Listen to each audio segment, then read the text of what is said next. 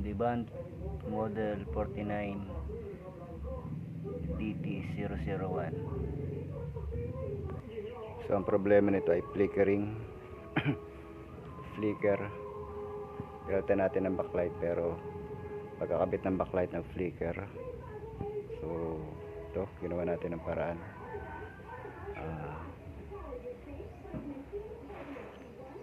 Sa left side ang may problema.